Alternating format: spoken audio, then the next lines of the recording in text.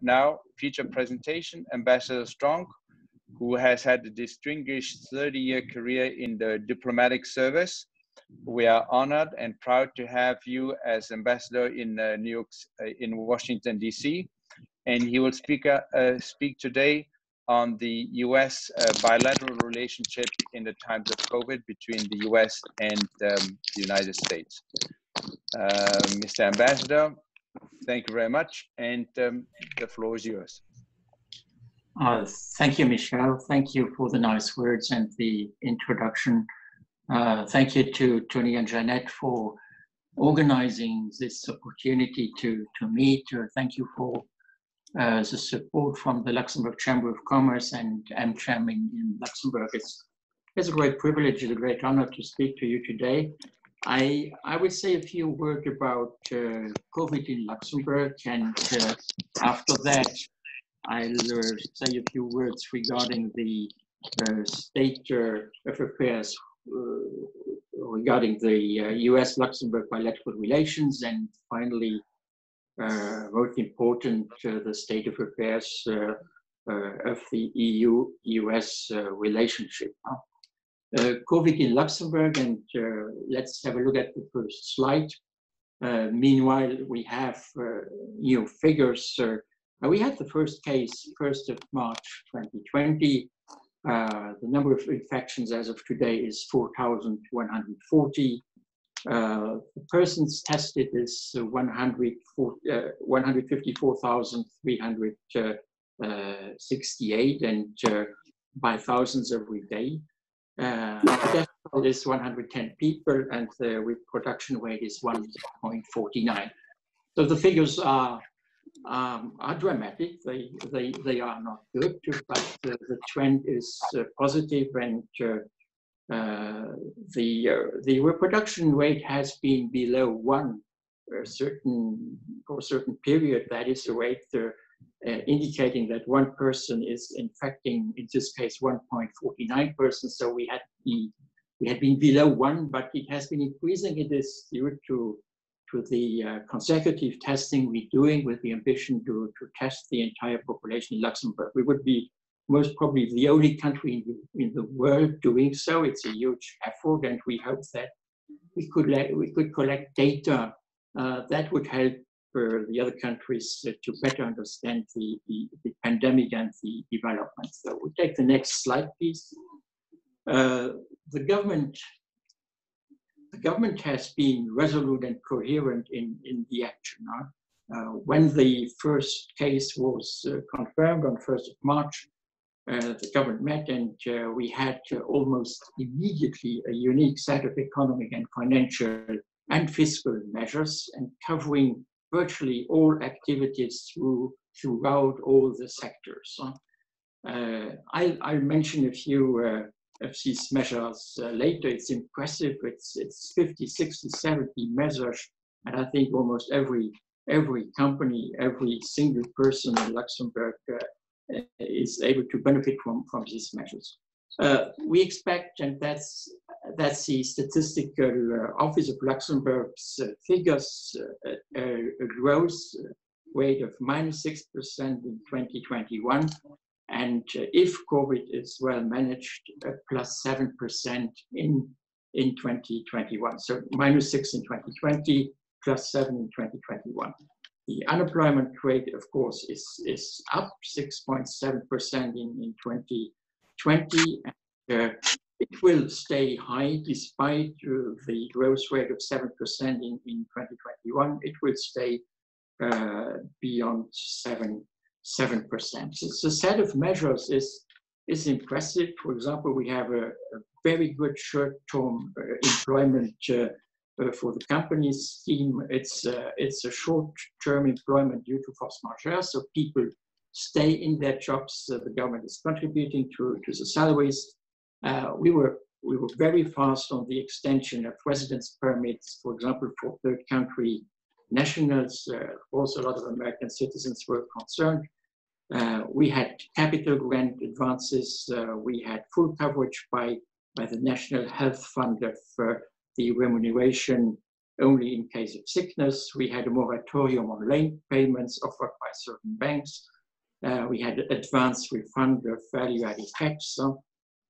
We had an emergency allowance of 2,500 euro for self-employed, and we had a financial aid in the first step of 5,000 euro for micro businesses, and the second layer of 5,000 euro for micro businesses. These are the businesses employing less than 10 people. And we had financial support for 12,500 euro for businesses employing between 10 and 20 people. So the entire scheme was well thought. For example, on telework, we had amendments to the tax treaty for the commuters from Belgium, France, and Germany. You know, we have 200,000 commuters coming, so we had the tax rules amended for them. We have invested in the setup of the teleworking system, so companies could get subsidies for that. On taxes, we had the cancellation of tax advances for the first 2 quarters of 2020. Very generous. We have a 4 months deferral of the payment of tax installments. So I could go on and on. You see the package is attractive. And still, there is a long way to go, but I think the situation is not bad. Currently, as of today, we have, due to the massive testing, around 5 to 10 new infections. The first statistical results of this massive testing would indicate that we have probably 500 undetected cases in Luxembourg. We are in stage 2 of the lockdown and coming progressively back to normal life, as far as normal life in COVID-19 times is possible. So this is the situation in Luxembourg regarding COVID-19. I would move to the Luxembourg-US bilateral relations. I have a number of key facts and figures. These are all pre-COVID-19 figures, of course, because the new figures are not yet available, or only a few of them. On FDI, we have $601 billion investments from US to Luxembourg, and that's 18.1% of the investments in Luxembourg. Luxembourg in the US is $356 billion. We take the 5th place among foreign investors after the UK, Canada, Japan, and the Netherlands. These figures, they may vary from one source to the other. So you should not be surprised if you see different figures. These Luxembourg investments and the presence of Luxembourg subsidiaries in the United States leads to 13,200 jobs in the US, and it is expanding US exports by $81 million per year. For a small country like Luxembourg, 600,000 inhabitants, to a big country like the United States, these figures, I think, they are remarkable. And if I look at the 13,200 jobs created in the US, and if I compare these figures, for example, to other EU members, we are probably by far in the first half of the platoon of all EU member states. Trade from Luxembourg to US is 2.2% of the trade, $635 million, 7th position, and from the US to Luxembourg, so the imports is 3.5% of our imports, 1.9 million, $1,921 million, and the 5th place. For services, Luxembourg to the US, 4.8% of the share, $4.6 billion, and from the US to Luxembourg, $10.7 billion.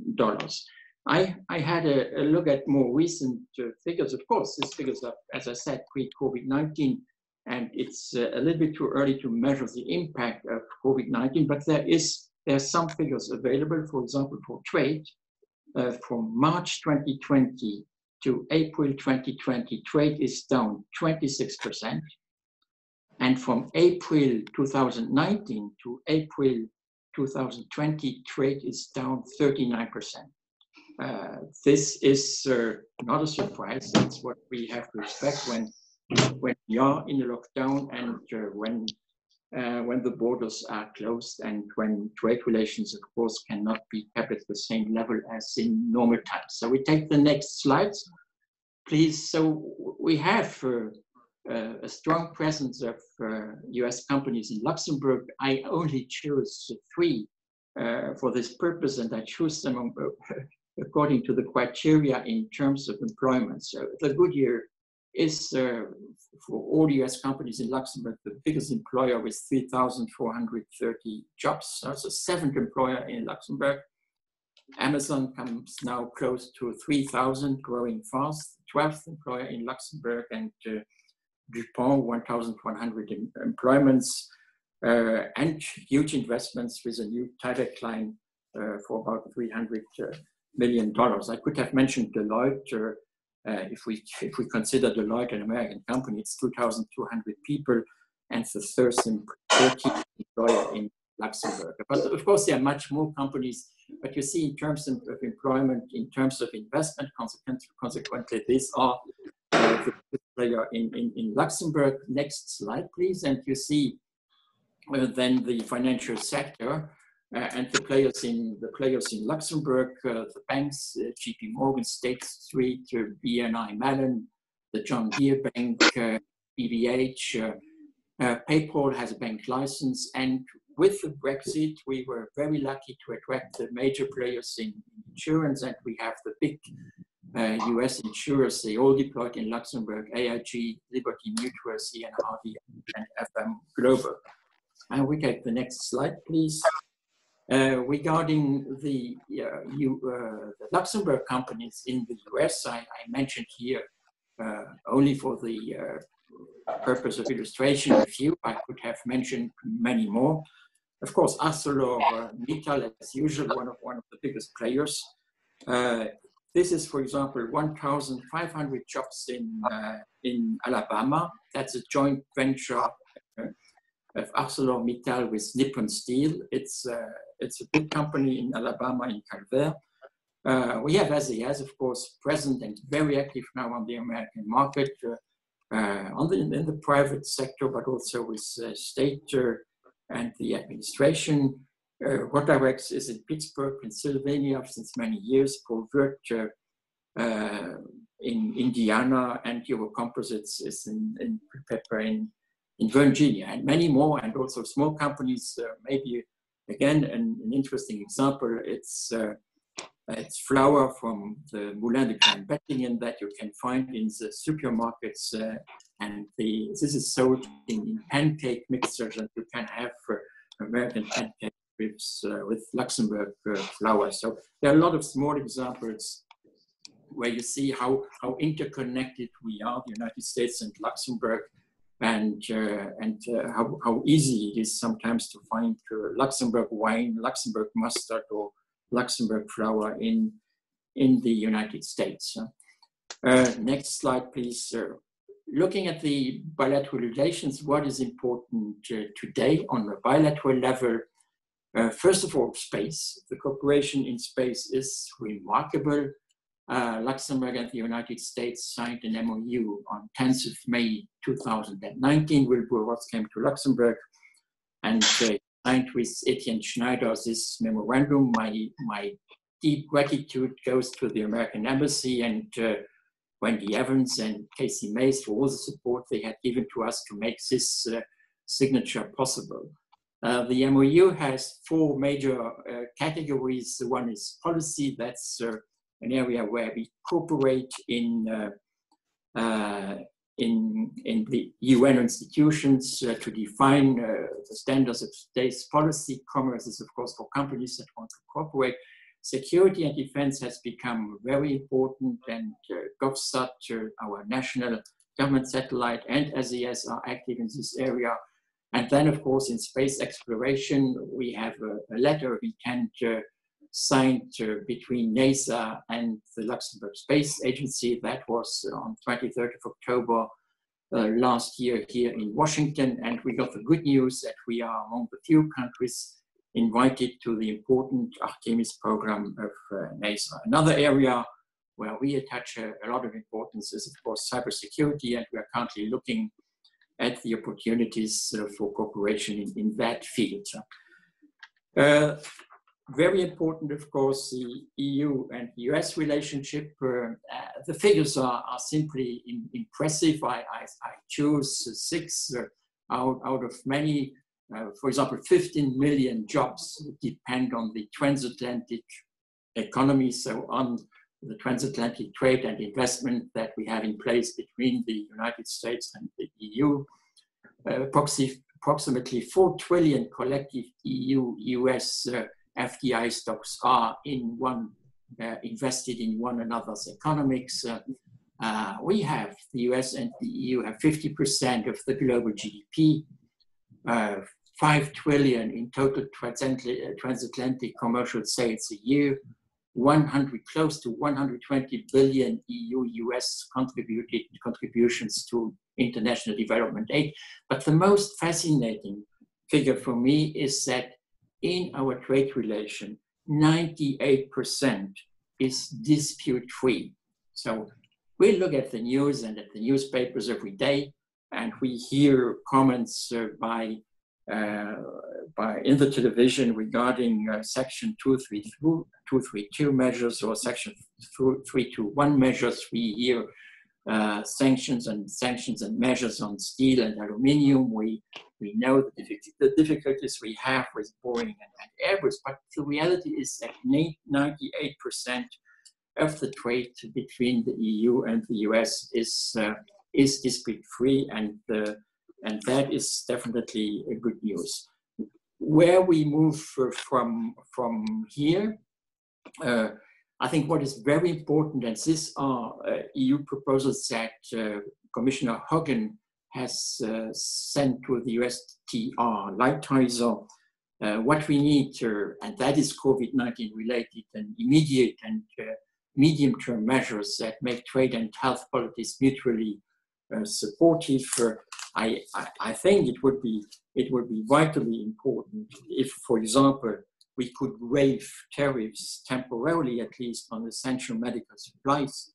I think it would be very important if we could confirm that new pharmaceutical products reach the greatest number of people across the globe as quickly as possible, and that we are not in a kind of combat scheme for essential drugs. We need to reestablish the conditions for resilient, open and fair markets. I see 2 risks at this moment. The first of all, and of course Luxembourg is concerned, the US is concerned, everybody is concerned, these are the state support measures. The state support measures by definition have some elements of protection, of course, and they only can last a limited time. So once we are back to normal times, state support measures should fade away. And in COVID-19 times, what happened is that a lot of companies have produced excess capacities. This has been built up across various sectors before and throughout the crisis, and they negatively will affect recovery efforts. So we have to cooperate how to handle this specific problem regarding excess capacities. And then we have to resolve our disputes. For me personally, it's difficult to understand, and even more in COVID-19 times, how we can have these battles in the aviation sector. We have had months and months of negotiations regarding measures against Boeing and Airbus.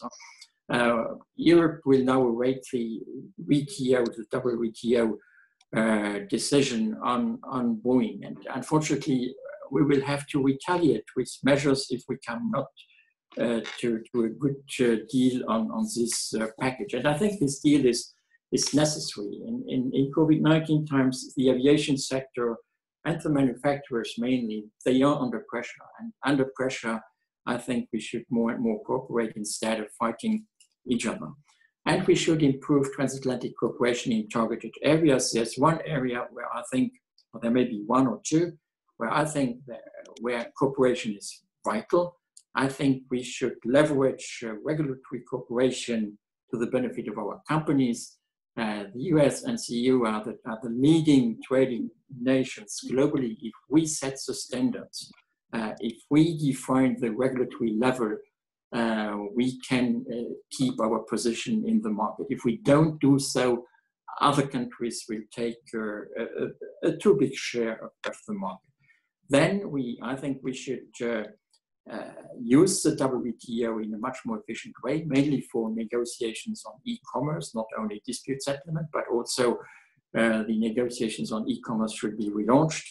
And I think that given the fact that there is a nexus of trade, technology, and security, I think that in this area, transatlantic information sharing and cooperation is necessary. And I refer, of course, to technology and cybersecurity. I have mentioned that before, also for the bilateral cooperation.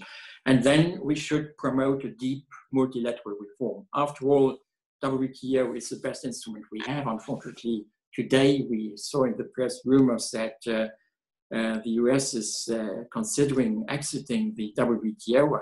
Personally, I think that would be not a very good move. The WTO is not a perfect organization, we know, but we need stable rules, we need rule-based environment, and so that the main stakeholders perceive it as fair and reciprocal. And in the absence of such, we are back to protectionism and to sanctions and to measures, and this is not helpful at all. And for the last slide, Michelle, you referred to the concert of the Luxembourg Cultural Society. I had a look at it, and the last slide, of course, is dedicated to our National Day, and we have a beautiful logo, the Luxembourg National Day, all together. And yesterday, I was asked to toast to His Royal Highness the Grand Duke and his family, and still we can do it today. So all the best for our National Day. It's a pity that we could not have our reception at the Luxembourg Embassy, but I hope we will be back to normal times and a beautiful National Day at the Luxembourg Embassy next year. So thank you very much for listening to me. And I'm ready for questions and of course for listening to the comments of other people at Chamber of Commerce and AmCham.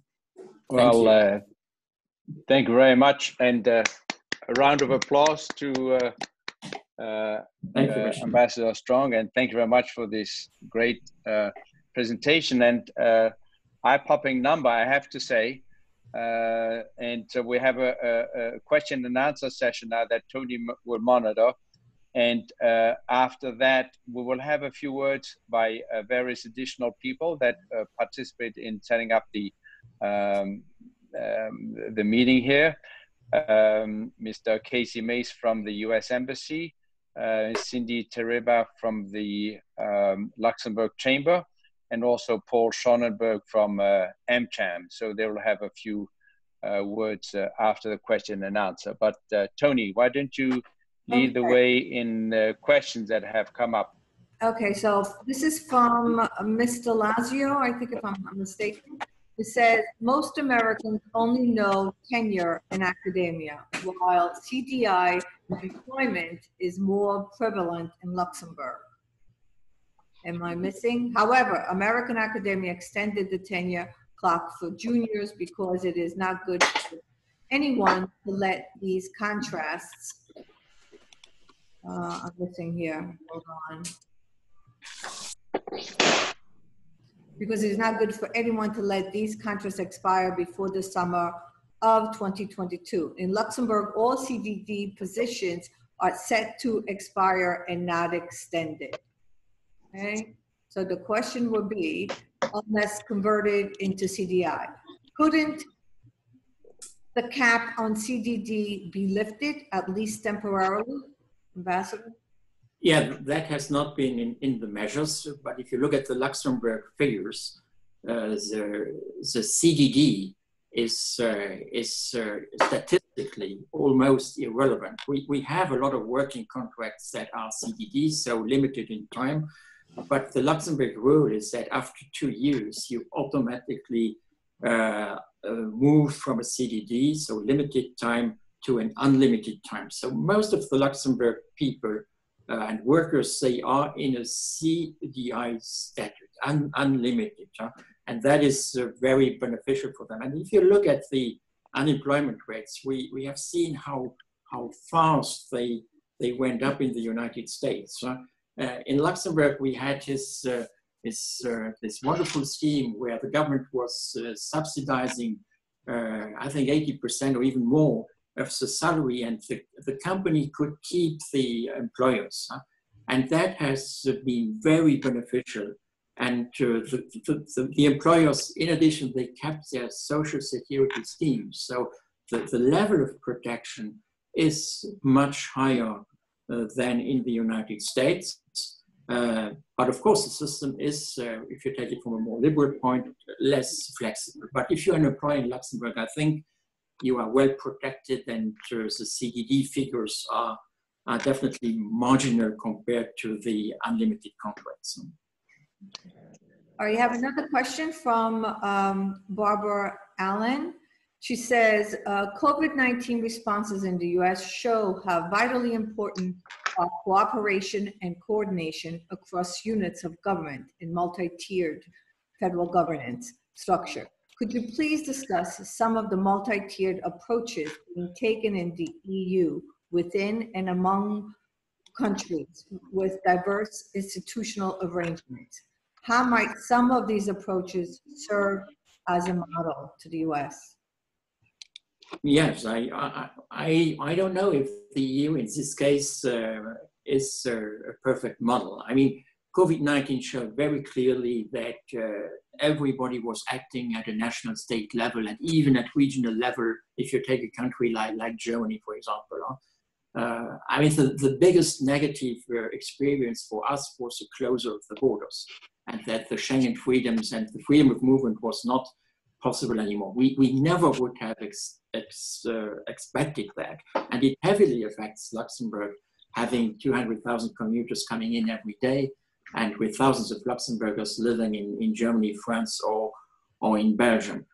So on these issues, the EU came not in. It's a national competence. Health is a national competence. What the EU is doing well now is, of course, the economic package complementing the national packages. No?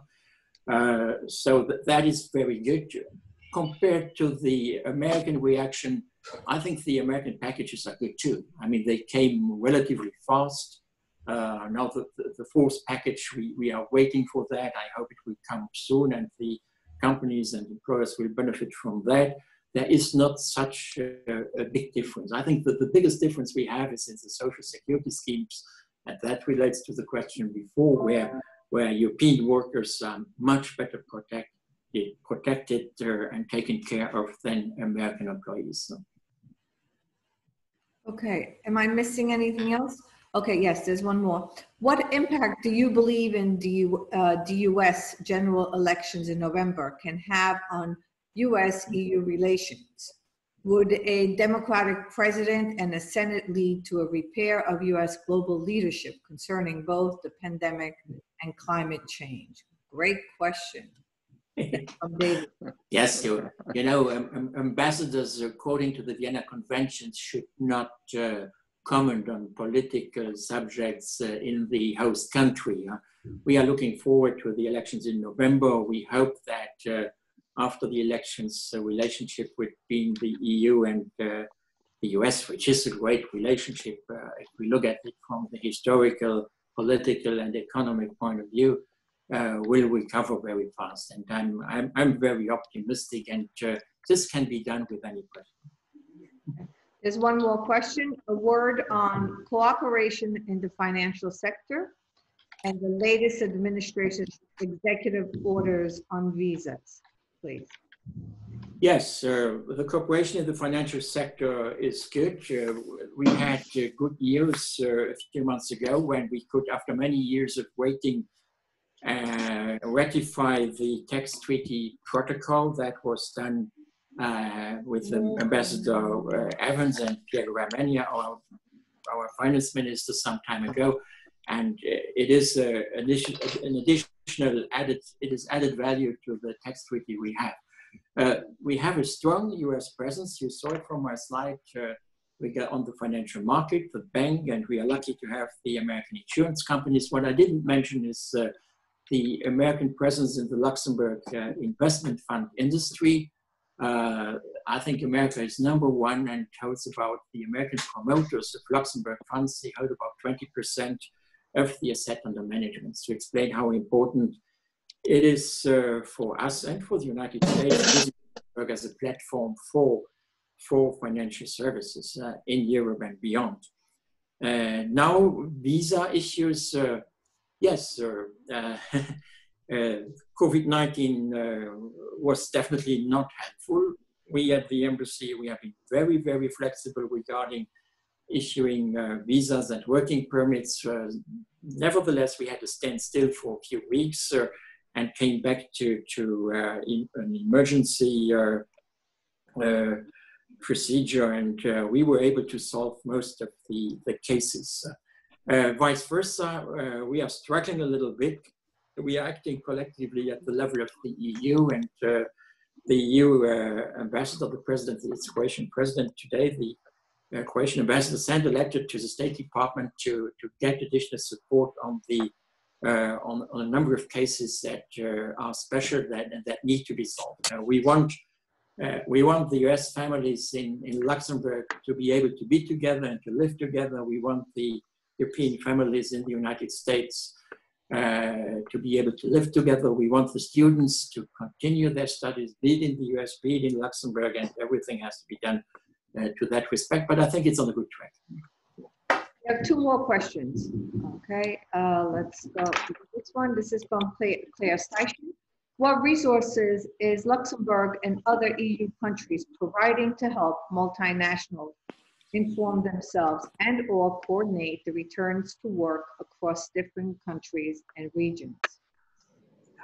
Yes, I mean, if you look at the international organizations, UN organizations, all these organizations active in official development assistance, for example, or non-governmental organizations, the EU is the number one donor. Busy, but the EU is the number one donor, and by far. And Luxembourg has a very particular position because we are, per terms of capita, GDP per capita, we are one of the highest donor in the world, with more than 1% of our GDP that we spend for development. I think that was the question. Yeah. And of course, we stick to multilateralism. I think the UN organizations have an important role to play. I agree that the situation is not perfect, and in a number of agencies and institutions.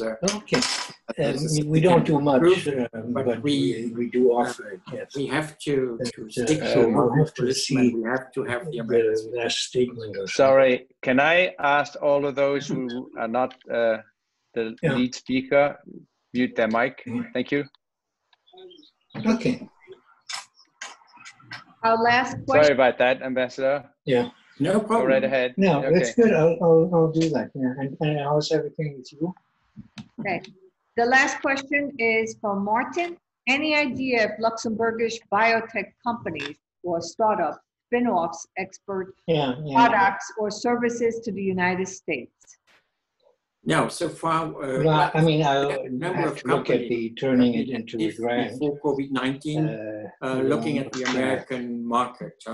But biotech is, I think we have done a good work in Luxembourg. Yeah. But I'll keep it in mind, and I'll ready to look at the American market. Also, some American companies do so. But there are a number of success stories in IT. Oh, you too. Thank you. Take care. Thanks for reaching out. Artificial intelligence, for example, where small companies and start-up companies have very good partnership in the United States. I could, for example, mention a company that is producing robots for autistic people, well connected in the United States. I could mention a company producing scanners, three-dimensional scanners, well present on the American market. And there are a number of success stories like that. But back to biotech and also the start-up companies, we have a very lively startup scene in Luxembourg.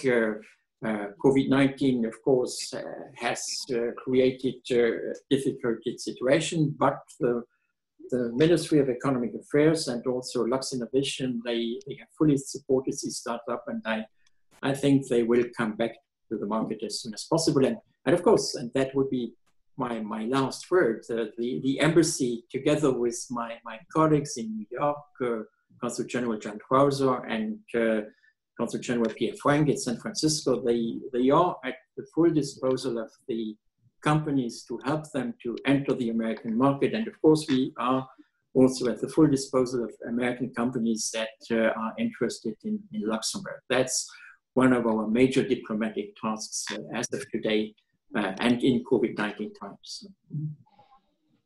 That was our last question. Thank you, Michel, to you. Thank you, Ambassador, for answering all those questions. Yes, thank you very much. That was fascinating. And I'm particularly fascinated with the amount of jobs that Luxembourg companies created here or have employed here in the US, over 13,000. That's a staggering amount. And I personally was not aware of that at all. So that's excellent news. If we could now have a few words from our other guest speakers, just 2-3 minutes. First, Mr. Casey Mays from the US Embassy, Deputy. Yes, thanks, Michael, and hello to everyone in Luxembourg in the United States. Ambassador Evans would have joined, but he is actually on a plane traveling from Luxembourg to the United States as we speak. So he regrets that he's not able to join. But I'm happy to be able to say a few words on behalf of the American Embassy here in Luxembourg. Just would start by echoing all of the positive notes that Ambassador Stronck outlined in his presentation about the relationship and the great strides we have made bilaterally with Luxembourg over the last year. Ambassador Stronck has been central to many of those achievements. He's a great champion for the relationship. He was a tremendous champion here in Luxembourg and has been a great ambassador for Luxembourg and Washington. And I know that my colleagues in the government in Washington think very highly of Ambassador Stronck and all that he's doing for Luxembourg there. I won't reiterate the points that Ambassador Stronck made. The highlights that he mentioned in terms of the growth of our relationship. Certainly, one of the big stories of the last year has been our cooperation in the space sector, and Luxembourg's commercial space sectors has been really growing with some major companies anchoring it, like SES. And there's more and more U.S. startups and U.S. space companies that are had been traveling to Luxembourg before the pandemic to look for new relationships here in Luxembourg. So we're excited about the growth in that area and the contributions I think that is going to make to our long-term economic relationship. Of course, the COVID-19 pandemic has been the dominant story for all of our lives over the last 3 months, but the U.S.-Luxembourg friendship has been a storyline even amidst the pandemic. In fact, the U.S. government, our embassy in Luxembourg, sought ways to support Luxembourg's response here, and we did that in different ways. One way was we had some refrigeration units that the U.S. Air Force was keeping in storage in Luxembourg that we made available to the temporary hospitals here in Luxembourg. The same warehouse had a number of employees who are really skilled at logistics, and when Luxembourg needed to ramp up their cargo facilities at the airport to receive all the medical supplies that were coming in, these employees went out there on a volunteer basis. So we had some minor stories in the midst of this difficult time that just highlighted the friendship between the United States and Luxembourg, and we were happy to be able to do that. We're looking forward to a good rest of the year. Things are feeling and looking better in Luxembourg. The Ambassador Stronck highlighted some of what the government here has done to respond. It seems to be making great impact. The trends are positive. Companies and businesses and restaurants are reopening. We were proud to reopen our Luxembourg American Cemetery last week. And that's a great symbol of the relationship that we have here in Luxembourg. So we're looking forward to continuing to find ways to build this relationship as things reopen here, and hopefully things reopen in the United States in the weeks to come. Well, thank you very much, Mr. Mays, and excellent reintroduction and confirmation of the friendship between the two countries. If I now can have Cindy Tereba tell us, she's Director of International Affairs of the Luxembourg Chamber of Commerce, and I'd like her to address some of the, the activities that the Luxembourg Chamber has in the US, or with the collaboration of these all these Luxembourg companies that are active in the US, and that create a total of over 13,000 jobs in New York, in the US. Sorry, if you could, tell us more about those relationships and your endeavors on developing those relationships. Yes, hello. Thank you very much. First of all, thank you very much also for organizing this webinar. I'm very happy to be one of your partners, and thank you for the initiative. And would also like to use the opportunity to send our greetings to the Luxembourg network over in the US. In times we're restricted to travel, it's very nice to see everybody back. And my greetings to also the companies, the American Luxembourgish companies in the webinar. Yes, as you said, I mean, I'm in charge for the international affairs, and we, of course, try to help the Luxembourg companies to settle abroad in the US market. And I mean, we have the usual program. I mean, most of you know it. We are organizing trade missions and trade fairs. We had missions to the US. We had presences at trade fairs in the US. But I think the question now is, how can we do this in times of COVID and in times of travel restrictions? And we try to keep the contact and do a lot of consultation to see how we can keep the network running. So I found actually a very nice example now, right now in the chat of one Luxembourgish startup company, Martin Schonbrot. He's from Probiotics Group. He contacted us and to see how we could assist him to enter the US market. And in the meantime, he's in charge with our LTI office in San Francisco. So I think the link worked very greatly. And of course, we try to assist, to consult, to put the people into contact, and also to share knowledge and experience that can help Luxembourgish companies to orientate in the market. I think at the moment, this is probably the most important that we can do to really use this network and to help companies share experiences. Well, thank you very much. Thank you very much, Cindy, and thank you again for your participation. If we now could have Mr. Paul Schonenberg, the Chairman and CEO of the American Chamber of Commerce, give us a few words. And one of the questions would be, what are your main activities with the US these days? Thank you for, well, the most important thing that I want to say is that I'm really happy that we're having this event together, and that all of us are participating in it.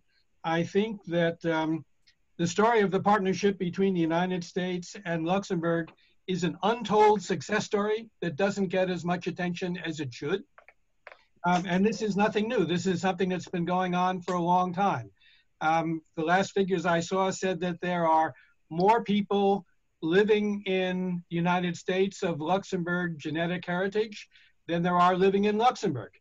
So we have long, historically deep roots.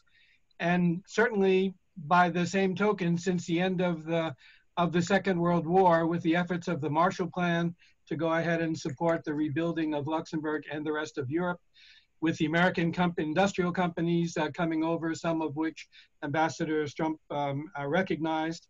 And then that was followed by the American banks coming on over and getting involved early on with the development of the fund industry.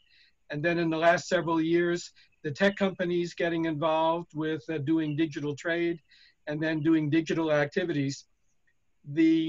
I think it's fair to say that the best economic partner that Luxembourg has had for many, many years has been the United States. And that's something which we all need to work together to go ahead and continue for the future. In addition to the information that Ambassador Stronck gave, every year, the American Chambers of Commerce in Europe do an annual study of transatlantic trade relations that has a chapter in it included specifically about Luxembourg. So if anybody wants more details on that, I always have copies of that trade report that we participate in, and we do as the collective American Chambers of Commerce in Europe. It's a very good and very successful story. Anybody who's interested, go ahead and contact us. You know, we live in an age where bad news is more popular than good news. And Luxembourg is a discrete country that doesn't necessarily wave its flag so high sometimes. And I think that there is more to be said about the strength of the U.S. relationship and how it has been mutually beneficial on both sides. And I hope that we can work collectively together to promote that good story as an example for the rest of Europe, and to make sure that all of our citizens are aware of the benefits that are being derived on both sides of the Atlantic by the way we go ahead and do things.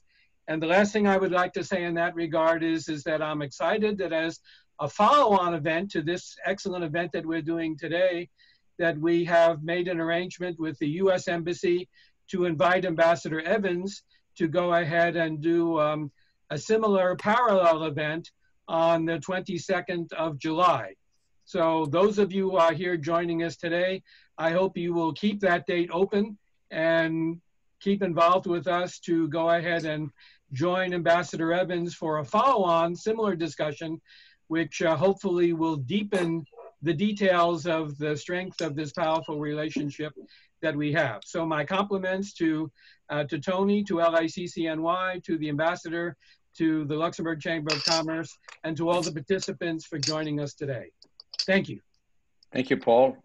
Nice words, and thank you for mentioning the relation or the event that we'll have. I'll say more words about that. Now, the two other people who in the US are raising the Luxembourg flags, I know that they were not invited to speak, but they may have a few words to say. Jean Causa and Pierre Franck, who are our consul generals, both in the US, in New York, and on the West Coast, San Francisco, since they are the ones who are raising the Luxembourg flag in the US. Maybe you want to add a few more words, Jean? Yes, thank you, Michel. Thank you very much. I don't want to take too much of your time because it's almost 1 o'clock. Just yes. wanted to say hello to everybody. We are here in New York. And of course, things are a little bit still difficult. New York entered phase 2 last Monday, which means that the opening is going further, but very prudently. And personally, I have decided to reopen physically the Consulate General on June 9th. So since then, we have a presence. We have limited services due to still some restrictions, but things are, getting better. And we are hoping that the figures that are now very good in New York State and New York City in particular will stay like that. It's not so evident because, of course, the more you open, the higher the risk is that people will, connect. And New York is known for that because of transportation and the 8 million people that live in the city. And although many people left the city, 500,000, I think, you can see that the streets are a little more crowded now, and we hope that we will stay disciplined and will maintain our distance and follow the rules given by us, by Governor Cuomo, for the last 3 months. But we are optimistic and we are ready. Of course, business is a little bit quiet these days, but we are trying to, we are still there. We're working from home, but still active and ready to help anybody who needs help.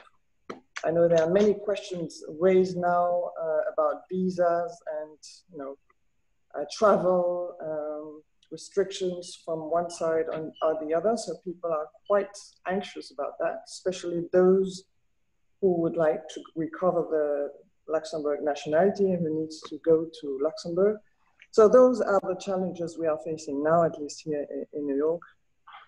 Thank you very much to Ambassador Stronck. It's always very interesting to listen to him. And I give the floor to Pierre, if he wants to say something. Thank you. And bye to everybody. Thank you, Jean. Yes, hello everybody. Thank you, Michel, for giving me the floor. First of all, and thank you for organizing this webinar. It's great to see everybody and many people that we are not so used to see under common times, being 9 hours away from Luxembourg, 3 hours from New York, and thousands of miles in our corner on the West Coast. So it's great to see all of you. To echo what John was saying, our general consulate has been open now for almost 1 month. We delayed the opening shortly because of the unrest that took place after the death of George Floyd here in San Francisco. But everything came back to almost to normal. Businesses are slowly reopening. Life is picking up again here in San Francisco and in the Bay Area. Despite concerns about raising numbers of COVID cases. Speaking about COVID, I'd like to highlight the excellent cooperation that we had with all our partners at the embassy in Washington and the consulate in New York to help our fellow citizens and Luxembourg residents to make their way back in March and April to Luxembourg. Which was not very easy, especially from the West Coast and further on west, Hawaii and so forth, because many flights were canceled, people were trapped on cruise ships and so forth. So it was sometimes a little bit tricky, but it worked perfectly well thanks to the excellent cooperation with our people, with all the people involved in the US and in Luxembourg. I will not comment bilateral relations, since this is the exclusive duty of our embassy and of our ambassador. Just to say that we are also involved in the space, heavily involved in the space agenda, the bilateral relations on space, since NASA has a research center here in Moffett Field in the South Bay. And also many US startup companies in that sector are looking towards Luxembourg and what's going on in Luxembourg.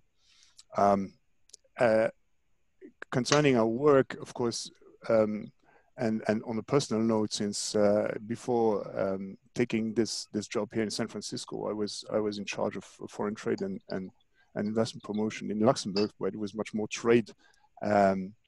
Heavy on trade. This job here is much more focused on investment from the West Coast into Luxembourg. But of course, with my colleagues, we stand here ready to help Luxembourg companies, Luxembourg startups, Luxembourg institutions to help with our network and with our contacts to set up a flag or build a presence, or just get here and seek information and best practices in the world of tech. So that's it from my side. Again, thank you all for being with us. Thank you, Ambassador Stronck. My first boss back in the ministry in the 90s, which I remember fondly from that time.